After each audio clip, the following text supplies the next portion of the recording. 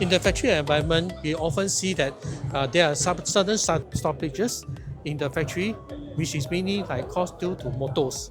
And these motor damages are mainly due to the some external mechanical issues or overloading, which you do not see or detect easily. And due to these sudden stoppages, customers face always an issue on how to quickly recover the production again and to get the system up and running. Now, in order to solve all these issues, OMRON has come up with a solution which we call the condition monitoring or the predictive maintenance solution, which help us to detect this early. So, for example, here we are doing a simulation or demo of how we can do this detection. So, there is an industrial motor here, and I'm going to simulate a stoppage.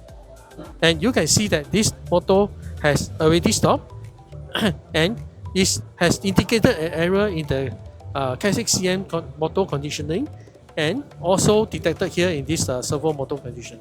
So with this integration, now the engineers is able to do the replacement either earlier or at the site, and you can identify the motor that is causing this issue immediately.